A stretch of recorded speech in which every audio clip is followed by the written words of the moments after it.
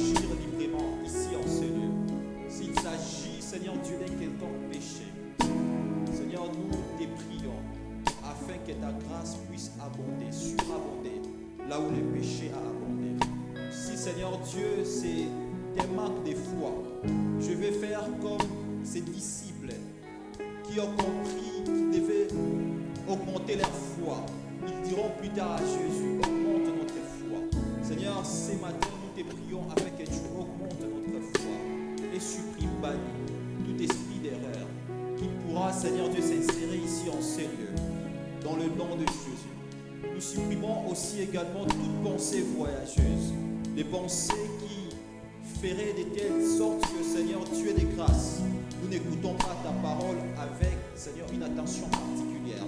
C'est dans le nom puissant de Jésus-Christ, nous t'acclamons très fort parce que tu en es digne, tu le mérites. Dans le nom puissant de Jésus. Mesdames et messieurs, est-ce que tu peux acclamer le Seigneur là où tu es? Est-ce que tu peux commencer à acclamer encore très fort le Seigneur? Parce que tu le mérites.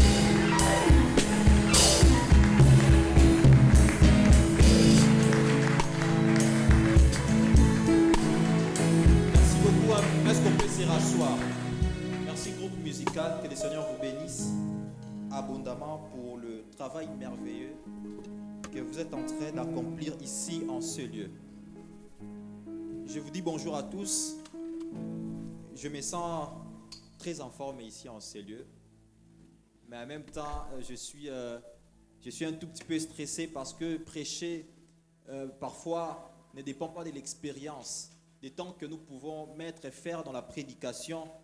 À chaque fois qu'il est question de délivrer la parole de Dieu, de prêcher, je mesure toujours la responsabilité qui incarne ce travail qui n'est pas aussi facile. Alléluia.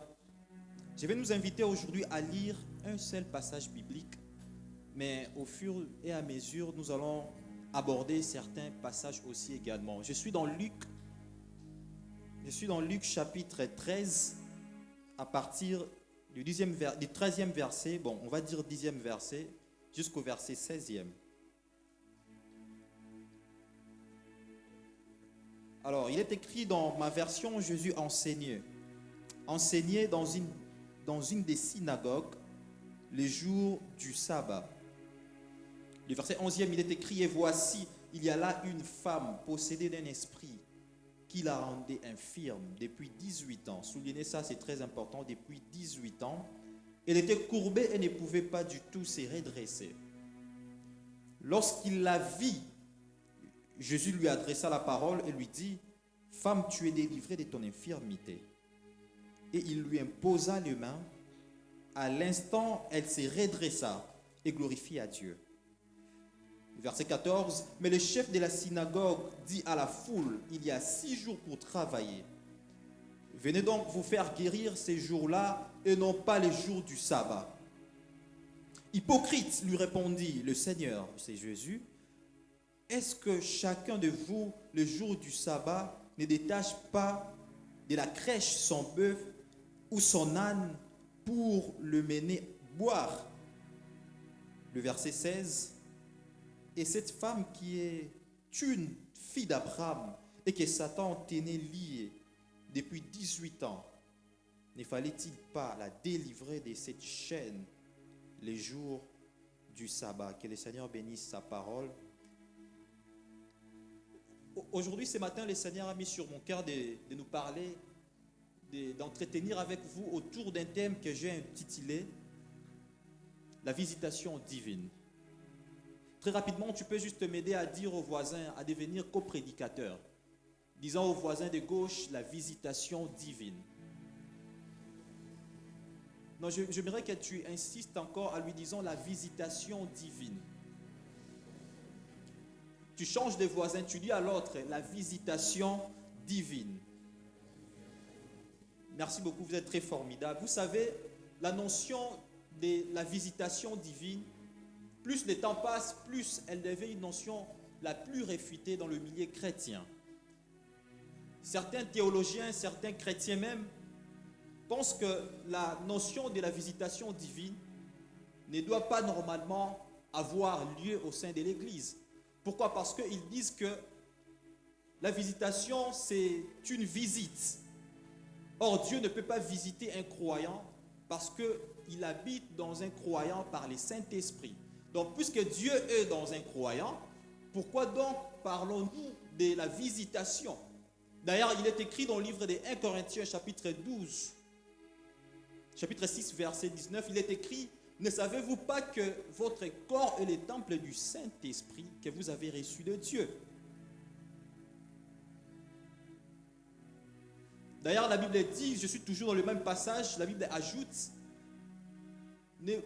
vous n'êtes plus à vous appartenir à vous-même, parce que vous appartenez à Dieu. Vos corps est le temple du Saint-Esprit. Dieu habite en nous, en vous. Dieu habite en nous qui sommes croyants. C'est-à-dire, on ne peut pas parler normalement de la visitation de Dieu, parce qu'il est déjà en nous. Mais bien aimé dans le Seigneur, on doit quand même avoir un esprit ouvert. Je suis conscient et d'accord que Dieu est en nous. Mais lorsque nous parlons de la visitation divine, nous ne voyons pas seulement le croyant, parce que la notion de la visitation divine va même au-delà du croyant. C'est pourquoi vous allez voir, même lorsque nous étions païens, Dieu nous a visités, il nous a donné la vie éternelle et nous sommes devenus croyants. Alléluia. La Bible dit, quand le Saint-Esprit viendra, parce qu'on a plus tendance de penser que le Saint-Esprit est venu pour l'Église. C'est vrai, la mission première du Saint-Esprit, c'est d'abord former l'Église, rendre l'Église mature. Mais on ne doit pas oublier, la Bible déclare, lorsque le Saint-Esprit viendra, il convaincra aussi le monde du péché, du jugement. Vous voyez? Donc lorsque la Bible parle du monde, on voit le monde cosmos. Ce n'est pas forcément les croyants. On voit aussi le pécheur. C'est pourquoi il va les convaincre du jugement, mais aussi du péché. Donc nous allons voir que la notion de la visitation divine va même au-delà du milieu chrétien. Mais aujourd'hui, lorsque nous allons aborder ces thèmes, nous allons nous limiter plus sur nous qui croyons, nous les chrétiens. Sinon, si tu es ici et que tu n'as jamais cru au Seigneur Jésus, ne t'inquiète pas, on va te donner très rapidement un temps pour que tu acceptes Jésus dans ta vie comme Seigneur et Sauveur. Bien-aimés dans le Seigneur, la visitation divine, bien évidemment, ce n'est pas une visite de Dieu dans ta vie parce que Dieu est déjà en toi. Mais lorsque nous parlons de la visitation divine, nous faisons tout simplement référence à une intervention particulière de Dieu dans la vie d'une personne, dans la vie d'un croyant, mais aussi dans la vie d'une communauté. Une intervention particulière. Une intervention que nous ne vivons pas de temps en temps. Une intervention que nous ne vivons pas souvent. Une intervention particulière de Dieu dans la vie d'un croyant, dans la vie d'une personne tout court ou dans la vie d'une communauté. La visitation divine. Pourquoi je parle de ces choses? Parce que il se peut que nous soyons chrétiens ayant reçu Jésus dans sa vie comme Seigneur et Sauveur. Cependant, sur la terre, nous vivons des choses qui ne sont pas vraiment très positives. Je ne sais pas qui de nous ici nous dira que tout va bien dans sa vie. Le plus spirituel peut-être, oui, ils diront par la grâce de Dieu, par la foi. Mais si on doit entrer dans la réalité, nous allons voir que peut-être il y a un domaine de notre vie où nous avons besoin de la grâce de Dieu. Nous avons besoin de la visitation divine. Et Dieu doit intervenir dans ces domaines. Et cette intervention, nous l'appelons la visitation divine. La visitation divine n'est pas l'exclusion de la présence de Dieu en toi. Dieu a tellement vu que dans toi, il y a les vides. Je dois m'insérer pour que je fasse une visitation. Non, la visitation, ce n'est pas ça. Mais la visitation, c'est Dieu est en toi. Mais malgré le fait qu'il soit en toi, il est possible que dans ce monde, tu puisses vivre certaines réalités temporaires qui méritent d'être éradiquées par l'intervention particulière de Dieu qu'on appelle la visitation divine. C'est pourquoi dans la Bible, nous allons voir le père de la foi, Abraham, vous les connaissez tous. Cet homme était un homme obéissant, craignant Dieu, un homme intègre dans son époque. C'est comme ça que Dieu lui dira plus tard, quitte ton pays, quitte ta patrie, quitte ton père et ta mère, va dans un endroit où je vais te montrer. Nous allons voir que Abraham a obéi à la voix de Dieu. Mais malgré son obéissance, dans son parcours avec le Seigneur, dans la marche avec Dieu, il va rencontrer une sorte de problème, la stérilité de sa femme. La stérilité de sa femme. On voit que l'obéissance à Dieu ne nous empêche pas de temps en temps de rencontrer les difficultés de la vie. L'obéissance à Dieu ne nous empêche pas de rencontrer certaines difficultés de chaque jour. Abraham a combattu contre la stérilité. Et ce qui est bien dans cette histoire, Dieu l'a visité. Alléluia. Mais en dehors d'Abraham, nous voyons aussi un prophète dans la Bible.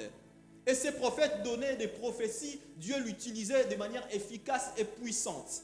Mais ces prophètes avaient un problème au niveau de la visitation financière. C'est pourquoi, après sa mort, quelques personnes viendront pour prendre ses enfants en otage. Je ne sais pas si vous connaissez l'histoire.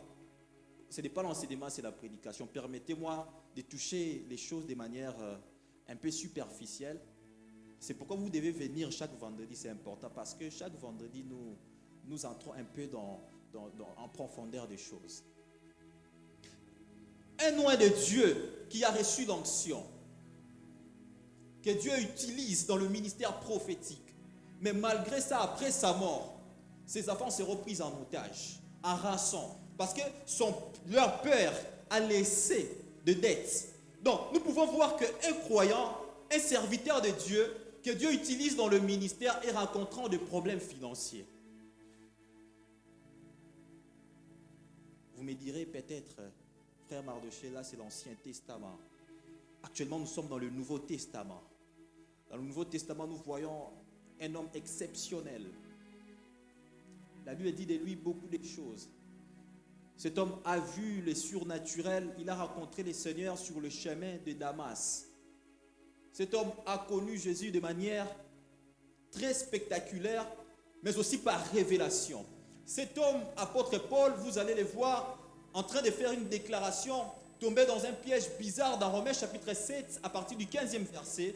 Apôtre Paul dit, le bien que je sais, normalement le bien que je dois faire, je n'arrive pas à les faire, mais le mal que j'ai, c'est ce que je suis en train de faire. Selon certains commentaires bibliques, apôtre Paul était lié dans une forme de convoitise de la chair. On peut voir qu'un homme de Dieu, né de nouveau, qui manifeste la gloire de Dieu, qui dégage la révélation du Christ, mais cependant, il est lié à quelque chose. Mais nous voyons aussi Apollos, la Bible dit de lui, si ma mémoire ne me trahit pas, Actes des Apôtres, chapitre 16, il était versé dans les Écritures, mais il ne connaissait que le baptême des gens. Il a fallu une visitation divine au niveau de la révélation pour qu'il comprenne encore plus exactement le baptême de Christ, le baptême du Saint-Esprit. Bien aimé dans le Seigneur, vous allez voir que dans tous les domaines, on peut être vainqueur. C'est pendant un seul domaine qui nous reste, qui demande la visitation divine. Qui demande la visitation divine. Le passage merveilleux que nous avons lu au préalable, Luc chapitre 13. Si multimédia, vous pouvez me placer les textes. Ici, nous voyons, 11e verset, nous voyons une femme qui était liée pendant 18 ans. Dites avec moi 18 ans.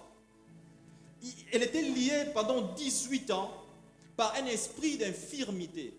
Cette femme ne pouvait pas marcher normalement, se tenir par ses deux pieds. Elle ne pouvait pas. Elle était liée, elle était accablée par un esprit qui la rendait infirme pendant 18 ans. Mais bien aimé dans le Seigneur,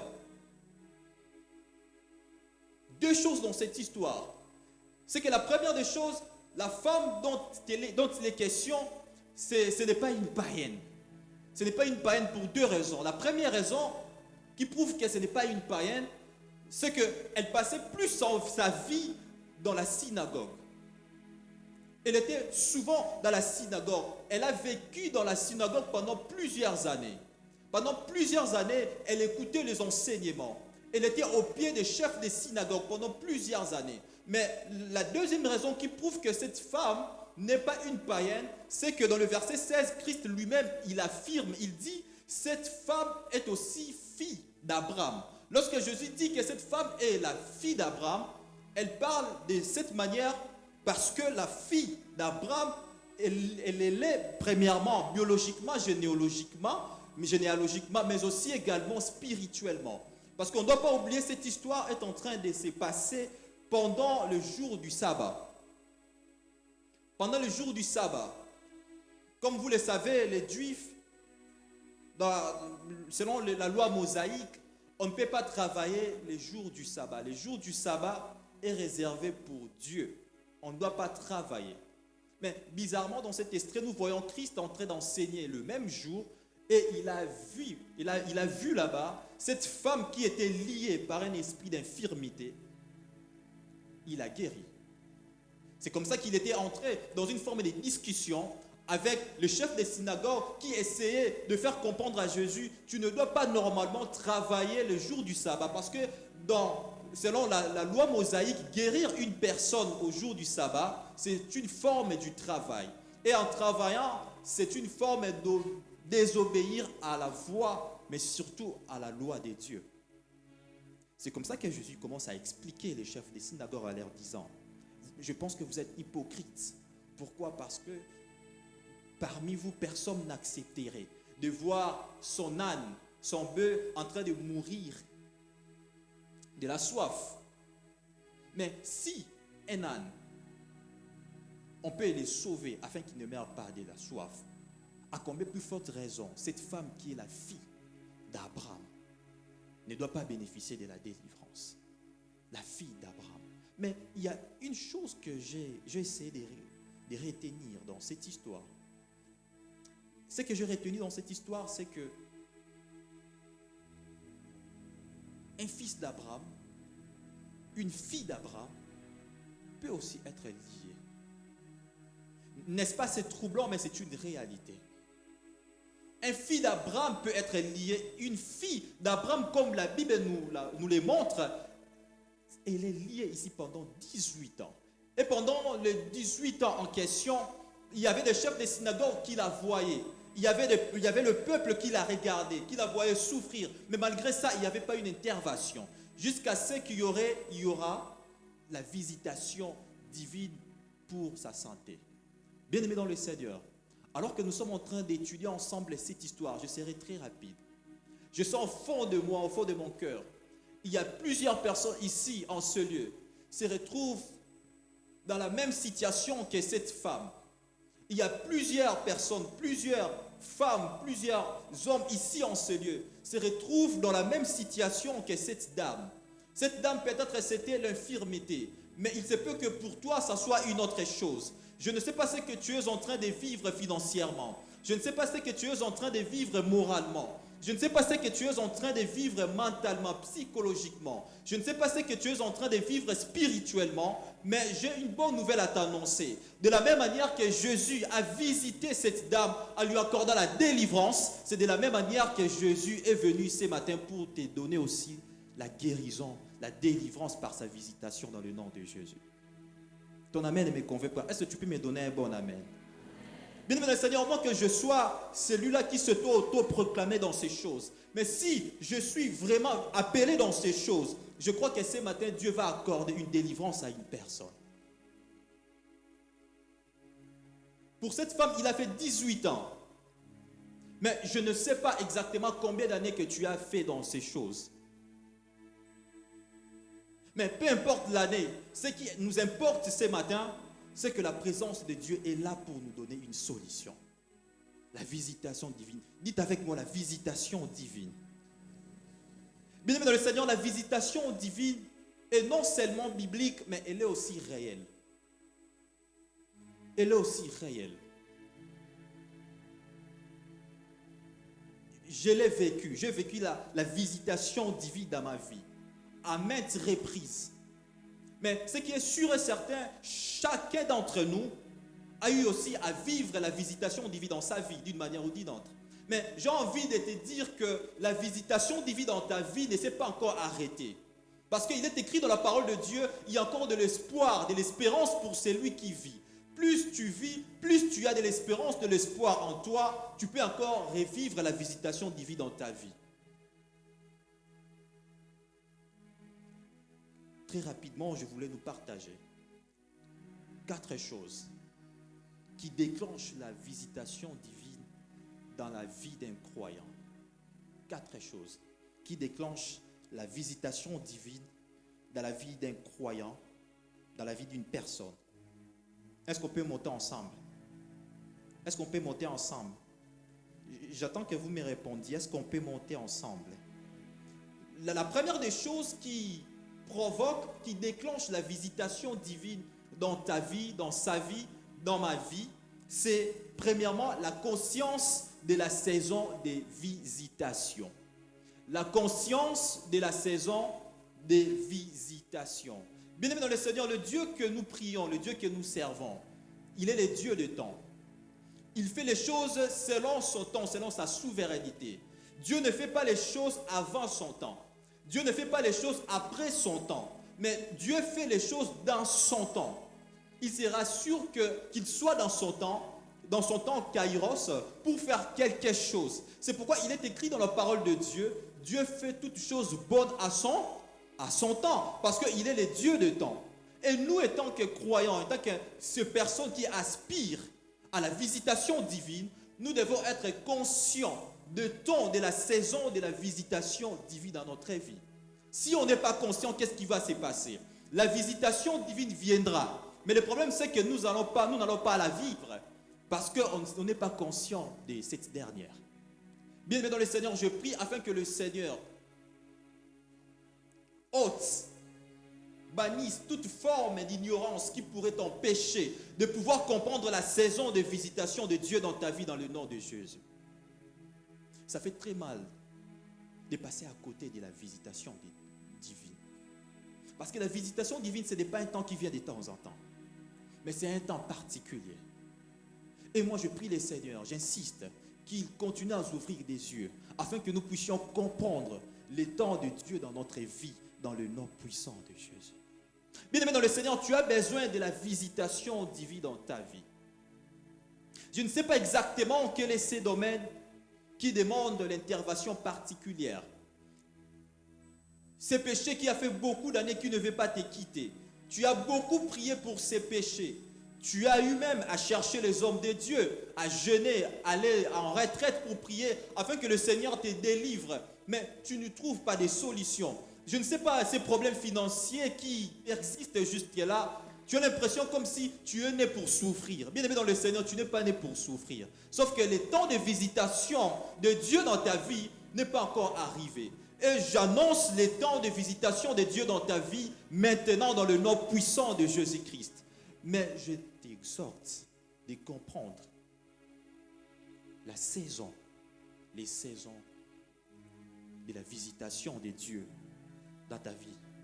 Ça détruit ma tête. Je suis dans Luc chapitre 19. Là c'est Jésus qui marche avec son équipe. Ils avançaient vers Jérusalem.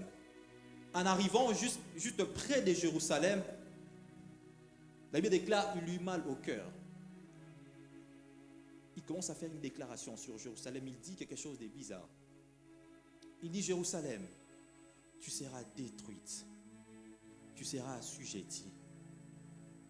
Tu seras en esclavagisme.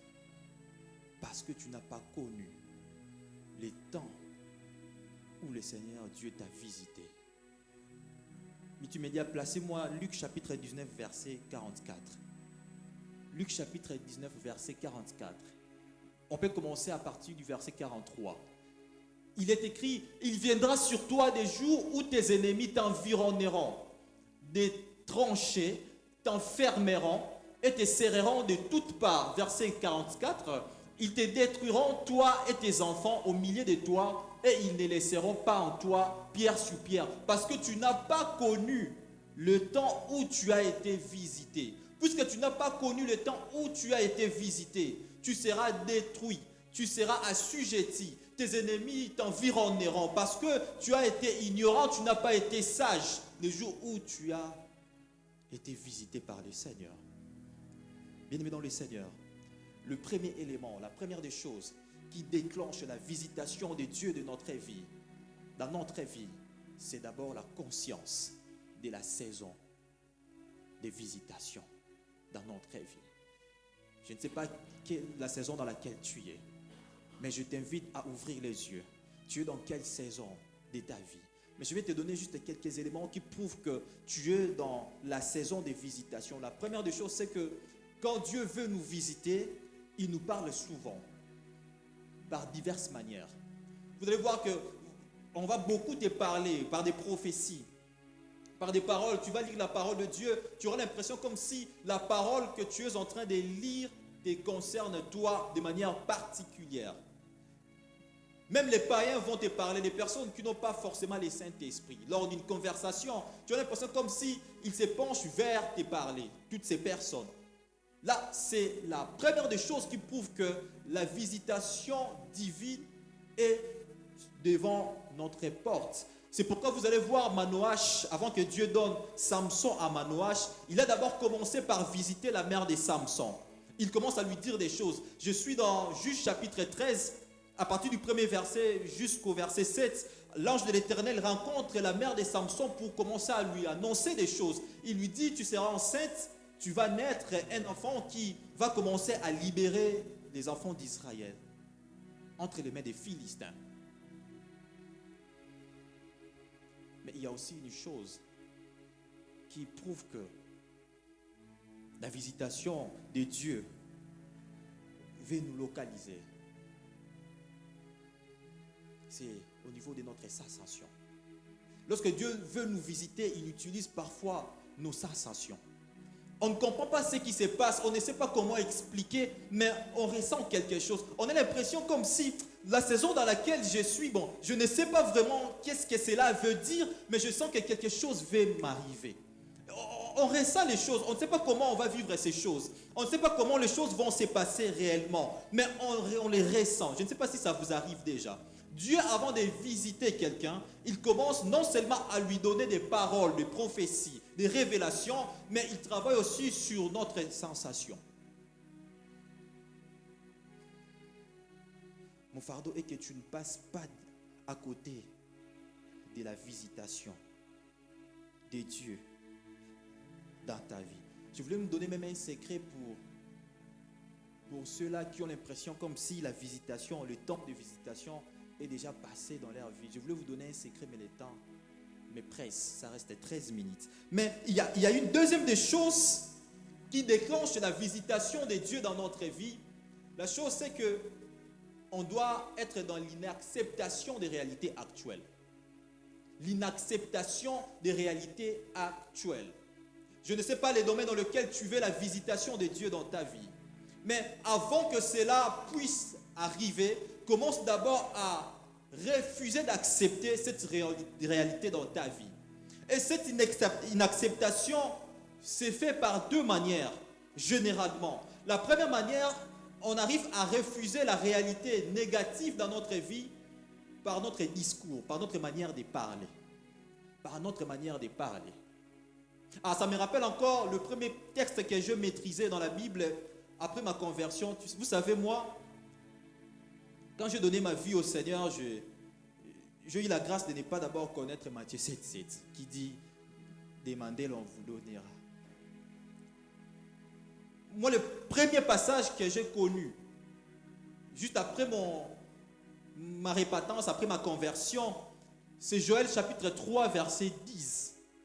Là-bas, il dit beaucoup de choses, je vous épargne, mais retenez seulement la deuxième partie, la partie B qui dit que les faibles disent que je suis fort. Que les faibles disent que je suis quoi? Je suis fort. Cela veut dire quoi? Cela veut dire que les faibles doivent dire qu'ils sont forts.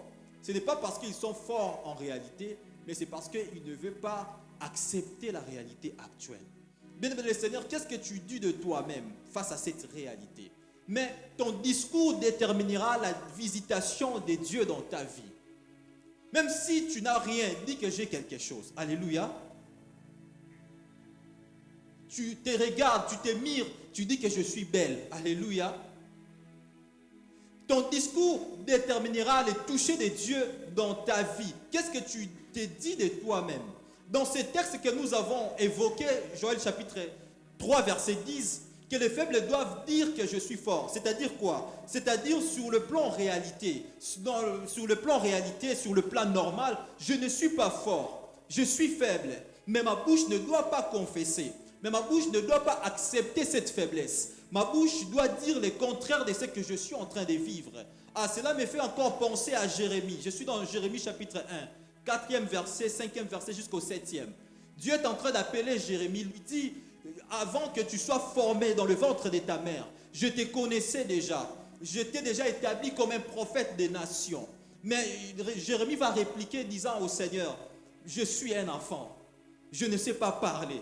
Mais Dieu répond à Jérémie. Il dit à Jérémie, ne dis pas que tu es un enfant. Ne dis pas que tu es un enfant. Mais la grande question que l'on peut se poser, quand Dieu parlait à Jérémie, Jérémie n'était-il pas enfant en réalité? Oui, Jérémie était enfant en âge. Mais Dieu lui dit, même si tu es enfant en âge, ne dis pas, je t'interdis de dire que tu es un enfant. Bien-aimé dans le Seigneur, ce matin, je t'interdis d'accepter cette réalité. Même si la réalité a perduré, même si la réalité a pris de l'espace dans ta vie, même si la réalité commence à être acceptée. Je vois beaucoup plus ces choses en Europe. Les Européens ont tendance d'accepter les réalités. Je suis en train de combattre contre mon potentiel cancer. Dernièrement, j'ai regardé un artiste, un humoriste que j'aime, français. Il était en train de faire ses humours. Et parmi les personnes qui suivaient les spectateurs, il y avait un spectateur qui était infirme. L'humoriste a essayé de faire sa blague. Il lui dit, est-ce que tu peux t'élever? Après, il lui dit, non, tu ne peux pas t'élever, reste assis. Reste assis parce que je vais avoir des problèmes ici. Donc, on a l'impression comme si là-bas, ils ont tendance d'accepter leur réalité. Déjà, lorsque le médecin font les diagnostics, les examens et qu'ils annoncent les résultats, ils commencent directement à préparer la psychologie du patient pour lui dire, tu sais, tu as cette maladie, mais pour bien vivre avec ça, il faut faire ça, il faut faire ça, il faut faire ça. D'ailleurs, ça ne le fait pas, mais il faut beaucoup plus faire ça. Il montre déjà au patient ce qu'il doit faire exactement afin de vivre avec cette réalité. Mais nous ne sommes pas de ceux-là, bien-aimés dans le Seigneur.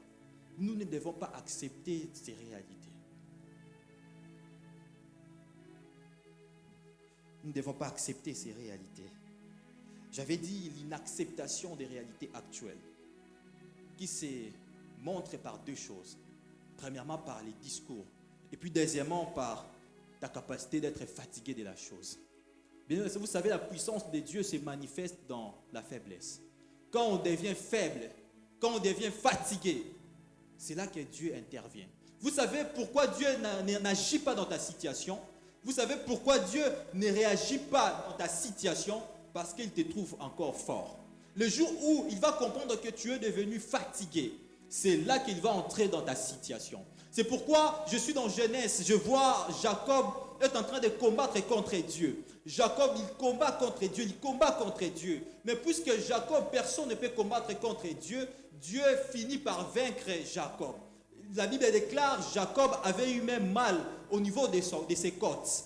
Après juste ces combats, qu'est-ce qui s'est passé? Dieu commence à changer les noms de Jacob en Israël. C'est pourquoi aujourd'hui nous parlons d'Israël. L'Israël, avant que ça soit d'abord une nation, c'est d'abord un homme. C'est Jacob. Il a combattu contre Dieu. Il était d'abord dans la position de faiblesse. Il était d'abord dans la position où il est vaincu par Dieu. Après, Dieu entre dans ta situation. Dieu attend juste que tu sois très fatigué de ta situation pour qu'il intervienne. Pour qu'il intervienne. N'oublions pas, il est écrit dans Matthieu, chapitre 11, verset 28. Venez à moi, vous tous qui êtes forts. N'est-ce pas? C'est comme ça qu'il est écrit. La Bible déclare, venez à moi, vous tous qui êtes fatigués et chargés. Vous savez, la fatigue, c'est les domaines de Dieu. La fatigue, Dieu aime ça. Quand tu es fatigué, c'est là que Dieu intervient efficacement. Pourquoi? Parce que quand tu viens devant Dieu avec ta situation en état fort, lorsque Dieu va intervenir dans ta vie, il est possible que tu te dises en toi-même, bon, si je suis parvenu à vaincre ces choses, c'est parce que quelque part je suis intelligent. Or, Dieu n'aime pas partager sa gloire. Il attend à ce que tu deviennes totalement fatigué, puisse intervenir dans ta vie. Matthieu chapitre 11, verset 28. Venez à moi, vous tous qui êtes fatigués et chargés. Je vous donnerai du repos. Mais j'aime le même passage dans la parole vivante, la version parole vivante, qui dit, venez à moi, vous tous qui êtes fatigués et accablés, vous qui êtes déprimés, parce que vous déployez sous un fardeau trop lourd, et je vous donnerai du repos. Y a-t-il quelqu'un ici, enseigné, fatigué de sa situation? Je vais te dire, aujourd'hui, ce matin, tu vas déposer cette situation devant Dieu. Alléluia. Mais la dernière des choses pour finir, un autre élément qui déclenche la visitation de Dieu dans notre vie, c'est l'intérêt de Dieu dans ta visitation. Dites avec moi l'intérêt de Dieu dans ta visitation. Non, tu ne le dis pas. L'intérêt de Dieu dans ta visitation. Avant que Dieu n'intervienne dans ta vie, il regarde aussi son intérêt.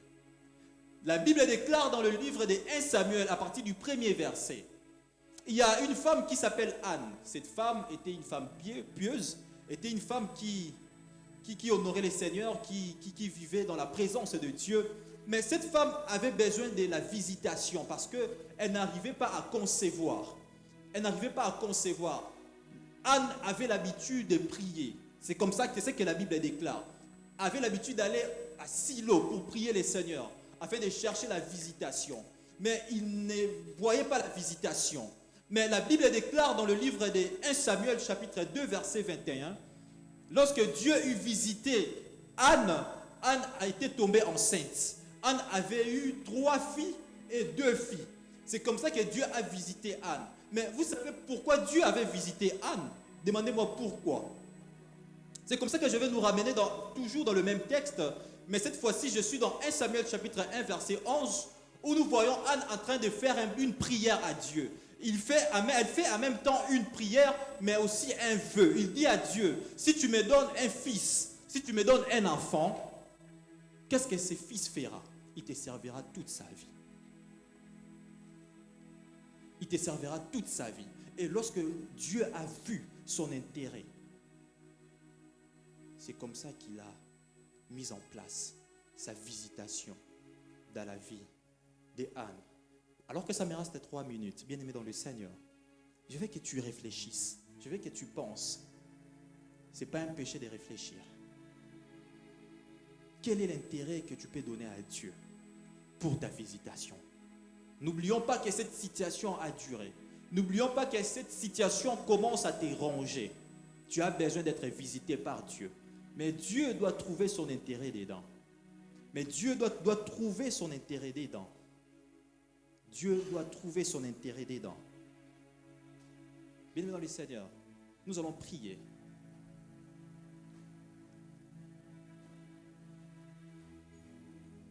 Mais par-dessus tout, je voulais te dire une chose avant la prière. Il n'y a pas de visitation sans la foi. La Bible déclare, sans la foi, il est impossible d'être agréable à Dieu. Car c'est lui qui s'approche de Dieu. Il doit croire que Dieu existe et qu'il est le rémunérateur de ceux qui les cherchent. Bien-aimé dans le Seigneur, tout ce que je viens de te dire, par-dessus, si tu n'as pas de foi,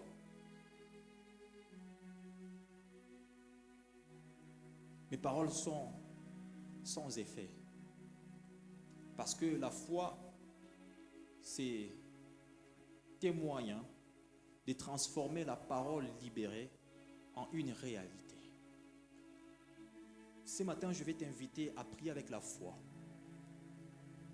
La première des choses, tu vas d'abord commencer à refuser cette situation dans ta vie. Si tu veux t'élever, tu peux t'élever, mais je ressens dans mon esprit que tu dois t'élever. Si tu veux rester assis, tu restes assis. La première des choses, tu vas prier le Seigneur. Vous savez, il y a plusieurs types de prières. Il y a des prières où on prie, Seigneur Dieu, je te rends grâce, je te bénis, je te remercie, je te prie afin que tu m'aides à être une bonne personne, à avoir la meilleure version de moi-même. Mais il y a des prières aussi qui doivent se faire avec une certaine autorité. Par exemple, le refus de situations négatives dans ta vie. Bien aimé dans le Seigneur, la fréquence de la prière doit être différente. Tu ne peux pas refuser une situation, mais ton corps n'a rien à voir avec quelqu'un qui veut refuser quelque chose. Je vais te mettre en colère ce matin, à affronter ta destinée. Tu as des promesses de Dieu dans ta vie. Dieu t'a promis des choses. Bien aimé, Dieu peut te promettre des choses et ne pas vivre ces choses. C'est ta capacité de refuser les réalités qui se déroulent dans ta vie qui permettra à Dieu de pouvoir te visiter de manière particulière. Est-ce que tu peux commencer à prier? Tu peux commencer à refuser cette situation dans ta vie. Est-ce que tu peux commencer à prier? Je vais t'entendre prier.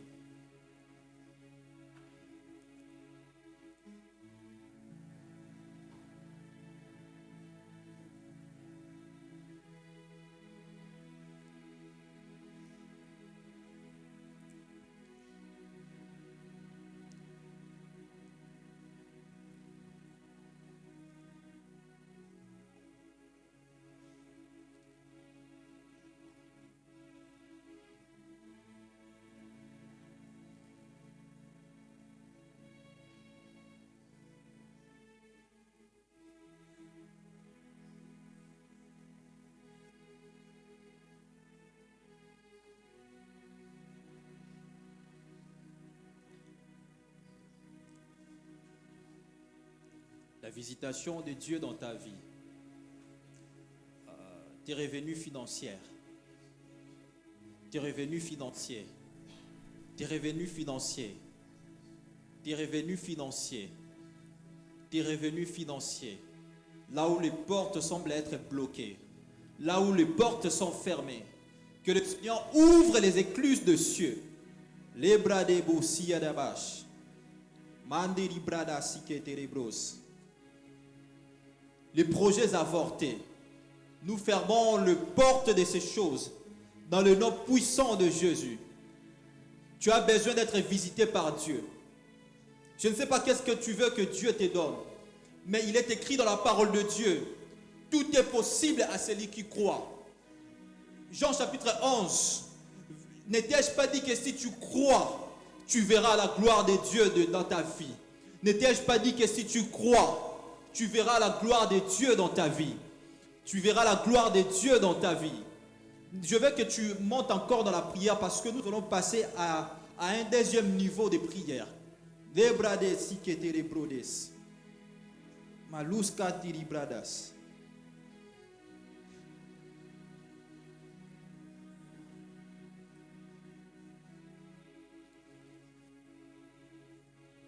Maintenant, tu vas prier. Maintenant, tu vas prier pour la visitation de Dieu dans ta vie. La visitation de Dieu. Je veux que tu mettes ta foi en épreuve. Je veux que tu mettes ta foi en jeu. Non, tu n'es pas appelé à vivre comme ça. Tu n'es pas appelé à vivre comme ça. Non, non, non. Tu ne dois pas accepter ça. Tu appelles la visitation de Dieu dans ta vie. Manoach a dit à sa femme, parce que lorsque Dieu a visité sa femme, lui, il n'était pas là. Mais lorsqu'on lui a rencontré des choses, il dit à sa femme, l'ange qui vous a visité reviendra encore une fois pour nous dire ce que nous devons faire.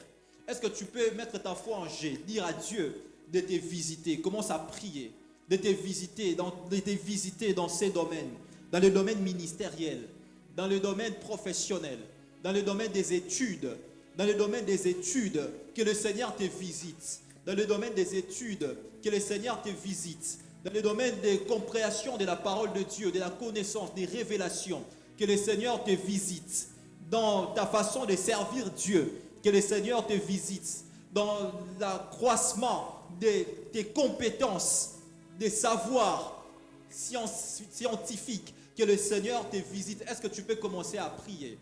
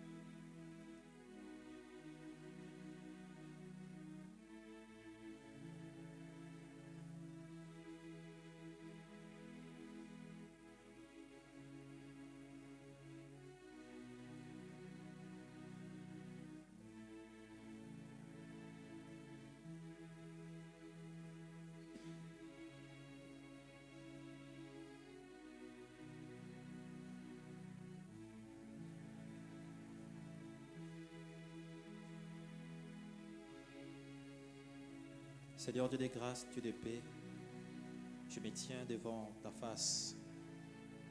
Je déclare ta visitation dans cette église. Ta visitation à tout point de vue.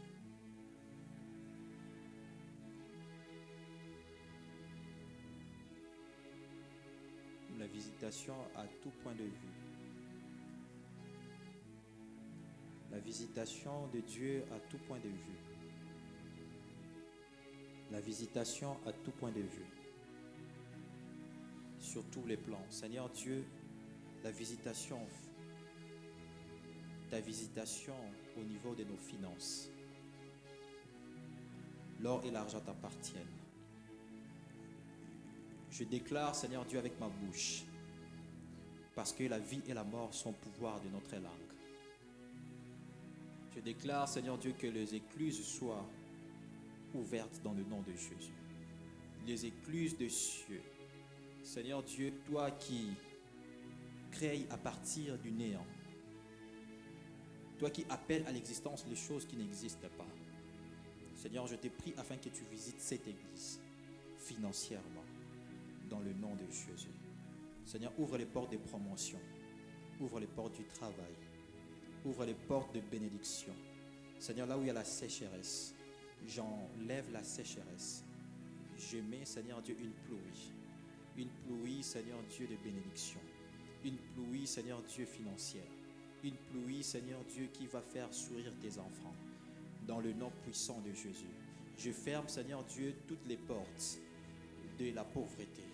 Et j'ouvre, Seigneur Dieu, les portes des pluies, dans le nom puissant de Jésus. Mais nous te prions aussi pour la visitation au niveau de la santé. Seigneur, ceux qui ont, Seigneur Dieu, une santé dérangeante, au son de ma voix, je te prie afin que tu commences à guérir. Maintenant, Seigneur, dans le nom puissant de Jésus, je te prie, Seigneur Dieu, pour une guérison instantanée. Dans le nom puissant de Jésus-Christ. Ici, en Seigneur, s'il y a une personne qui connaît, Seigneur Dieu, une autre personne qui est malade, je te prie, Seigneur Dieu, puisque elle a participé à ces cultes, je te prie, Seigneur, afin que tu visites cette personne qui est loin de nous, dans le nom puissant de Jésus. Seigneur Dieu, je te prie, Père de grâce, afin que la guérison soit maintenant possible dans la vie de ses frères, dans la vie de cette sœur, dans le nom puissant de Jésus-Christ. Seigneur Dieu, je suis en train de fermer cette porte que je suis en train de voir. Cette sœur qui veut aller en Europe. Seigneur Dieu, cette porte que l'ennemi a ouverte pour empêcher ces choses. Seigneur Dieu, je la ferme dans le nom puissant de Jésus. Je la ferme dans le nom puissant de Jésus. Puisqu'elle est, Seigneur Dieu, dans ces pays et dans ta volonté. Je te prie afin qu'elle voie, Seigneur Dieu, cette promesse s'accomplir dans sa vie. Dans le nom de Jésus-Christ. Dans le nom de Jésus-Christ. Merci, Seigneur Dieu, pour ces temps de prière. Que l'honneur et la gloire te reviennent. Merci pour, Seigneur Dieu, ta voix. Et merci, Seigneur Dieu, pour ta sagesse. C'est dans le nom puissant de Jésus-Christ.